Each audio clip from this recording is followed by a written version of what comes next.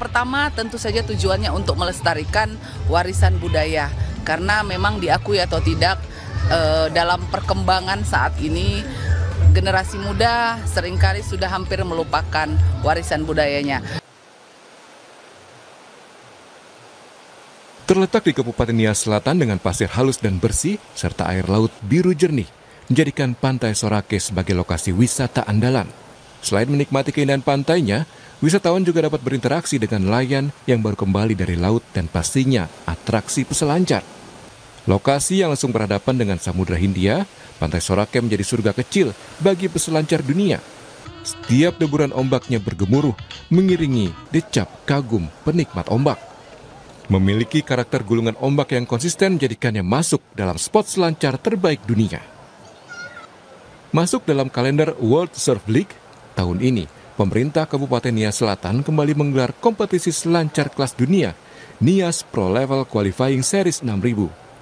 Kompetisi Nias Pro menjadi sangat penting bagi peselancar untuk mengumpulkan poin, menuju naik level ke Challenger Series. Resmi dibuka Bupati Nias Selatan, Sokiatulo Laia pada Sabtu sore kemarin, kejuaraan Nias Pro berlangsung dari 21 hingga 28 Juni, yang diikuti 184 peselancar dari 12 negara. Sejumlah peselancar nasional juga ambil bagian dalam ajang Nias Pro 2025 ini, seperti Ketut Agus dan Imade Ariana yang tereliminasi pada babak 64 besar. Farun Tanjung dan Made Joy Satriawan yang berhasil maju ke babak 32 besar bersama atlet lokal Irawan Wow. Kategori perempuan ada Hana Suri Jabrik dan Kiajo Hiwer melaju ke babak 16 besar per tanggal 23 Juni. Menjadi agenda tahunan Pemkab Nias Selatan, Nias Pro disambut antusias warga dan wisatawan, baik domestik dan internasional. Sokiatulo Laia bilang, kompetisi ini bukan hanya ajang olahraga saja, tapi bagian dari pengembangan pariwisata Nias Selatan untuk menjadi sport tourism kelas dunia.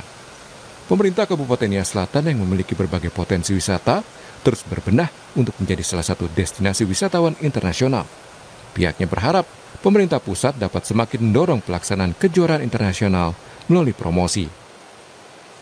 Terus membenahi bagaimana daya tarik wisatawan, bagi wisatawan luar dan lokal, dan itu masih kita dalam tahap pembenahan. Masih belum sempurna lah, dan tugas pemerintah di situ akan membenahi terus-menerus.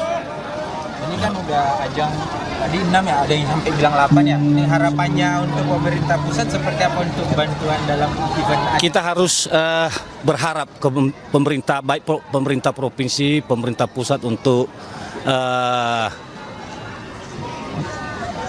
memperhatikan secara khusus ya Kabupaten Nias Selatan dalam kegiatan surfing dalam hal ini Nias Pro. Nanti kami berharap sebagai pemerintah daerah ada dukungan dari pemerintah provinsi dan pemerintah pusat. Kualitas ombak Pantai Sorake, konsistensi penyelenggaraan, dukungan pemerintah, hingga dampak ekonomi dan pariwisata, Nias Pro pun mendapat kenaikan level dari World Surf League. Membedakan dia itu adalah kalau tahun-tahun sebelumnya ini soal kualifikasinya. Kalau dulunya itu hanya kualifikasi seri 5.000, sekarang adalah kualifikasi 6.000 atau sekarang udah ditingkatkan daripada tahun-tahun sebelumnya.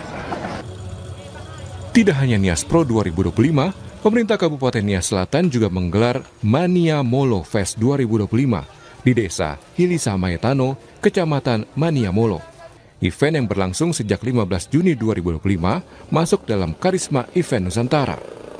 Merupakan pagelaran budaya, festival ini mengusung tema Budaya Kita Warisan Leluhur, menampilkan berbagai tradisi seperti Famadata Harimau, tari perang, dan berbagai perlombaan. Tarian tradisional paling ikonik dari Pulau Nias, tari perang atau Fatele, menjadi pertunjukan yang paling dinanti. Setiap teriakan, hentakan kaki, mencerminkan keberanian, mewariskan identitas keberanian melalui tarian. Pagelaran budaya ini tidak hanya menghidupkan kembali tradisi, namun juga mengajak generasi muda untuk mencintai dan menjaga tradisi. Festival ini menjadi ruang tumbuh bagi ekonomi lokal. Puluhan UMKM turut serta memeriahkan acara dengan menawarkan berbagai kerajinan dan jajanan. Kepala Dinas Kebudayaan Pariwisata Pemuda dan Olahraga Kabupaten Nias Selatan, Anggraini Daci mengatakan, dalam festival ini ada proyek yang dinamakan Suara yang Pulang, yakni rekaman-rekaman suara tahun 1930 yang sebelumnya disimpan museum di Amsterdam, dibawa pulang ke Pulau Nias. Di antaranya rekaman Hoho, nyanyian tentang kearifan masyarakat suku Nias. Yang pertama tentu saja tujuannya untuk melestarikan warisan budaya, karena memang diakui atau tidak dalam perkembangan saat ini generasi muda seringkali sudah hampir melupakan warisan budayanya.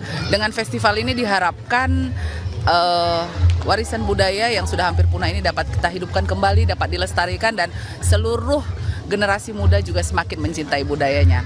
Nah, tentu selain tujuan utama itu, dengan penyelenggaraan event ini kita berharap dengan kunjungan dari setiap pengunjung, baik wisatawan mancanegara maupun wisatawan Nusantara, ini dapat meningkatkan perputaran ekonomi di desa ini. Nias Pro, Mania Molo Fest, kolaborasi tradisi dan olahraga bertaraf internasional, gelombang prestasi dari Pantai Sorake hingga pesona budaya. Nias Tara mempertegas posisinya dalam peta pariwisata dunia.